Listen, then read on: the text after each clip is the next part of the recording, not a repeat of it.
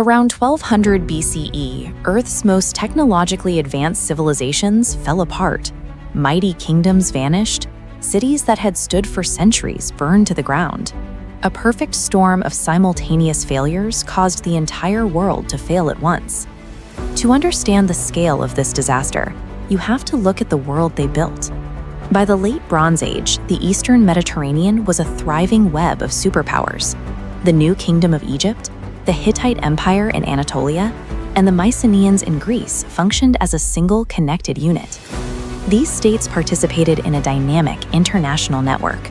Royal families arranged cross-border marriages, merchants swapped copper for turquoise, and diplomats negotiated peace treaties. This was humanity's first era of globalization. This level of sophistication was a landmark for humanity. However, because these nations relied heavily on each other to survive, the underlying system had become dangerously fragile. That vulnerability came down to a single resource. Bronze was the foundational technology of the era. If you wanted to equip an army, harvest a surplus of crops, or build a city, you needed bronze tools and weapons. This diagram shows the chemical recipe required to make it. To forge a reliable bronze alloy, you have to combine 9 parts copper with exactly 1 part tin. The copper half of that equation was straightforward. It was easily mined on the island of Cyprus and shipped across the sea. But tin is rare, and it was entirely absent from the Mediterranean basin. To get tin, these empires relied on a precarious overland trade route that stretched over thousands of miles, reaching all the way to the mountains of modern-day Afghanistan. Every superpower banked its survival on this single, staggering logistical chain. Everything depended on everything else. Removing one link from that supply route would break the entire system. For over a century, historians blamed the collapse on a mysterious coalition of seafaring invaders, known today as the Sea Peoples. Records left by the Egyptian pharaoh Ramses III describe a force that reduced the nations of the Eastern Mediterranean to ash. The battle scenes carved into this temple wall describe an invasion where no land could stand before their arms. Military power in Western Asia relied on an incredibly expensive piece of technology, the high-speed chariot. This allowed archers to hit targets with range and firepower while outrunning anything on foot. The Sea Peoples bypassed this entirely. They fought as highly mobile foot soldiers, or runners.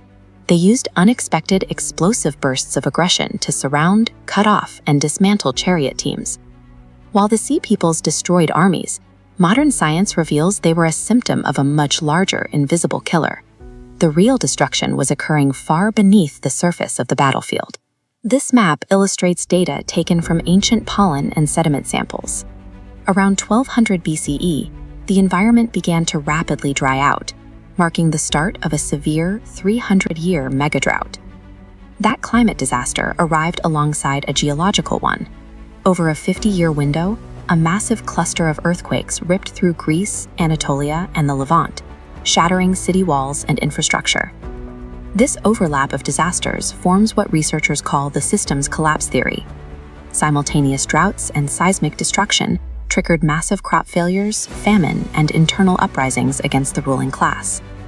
You can read the desperation of the era in primary sources. In the final days of Ugarit, the city's king sent an urgent message written on this clay tablet. He pleaded for grain, warning that his troops were already decimated and his cities were burning. The Sea Peoples were starving climate refugees. Fleeing a dying ecosystem, they packed up their families and migrated south. Their raids, piled on top of the earthquakes and famines, completely severed the international trade routes. This triggered a fatal domino effect. Without international trade, there was no tin. Without tin, there was no bronze. Without bronze, empires lost their ability to defend themselves or farm their fields. Within a single generation, the ancient world flatlined. The wreckage was absolute. Bustling capital cities were sacked, left to burn, and never resettled by the wealthy inhabitants who fled. The region plunged into a dark age. Complex bureaucratic administration vanished, and writing systems like Greece's Linear B were entirely forgotten by the survivors. Even the few states that successfully repelled the invasions didn't recover. Egypt defeated the Sea Peoples at the Nile Delta, but the effort permanently crippled their economy, forcing the empire to retreat inward for centuries. The death of the restrictive, globalized bronze supply chain forced a necessary adaptation. Locked out of the copper and tin trade, humanity had to learn how to forge a new, much more abundant material out of the earth. This systems collapse directly birthed the Iron Age. Iron ore was widely available, which democratized toolmaking and weaponsmithing. This hard reset laid the foundation for the classical civilizations of Greece and Rome. A map of the late Bronze Age is uncomfortably similar to a map of the 21st century. We share a world built on highly globalized, interdependent supply chains, where raw materials flow across entire oceans to keep our economies running. The lesson of the collapse is that extreme optimization comes with a cost.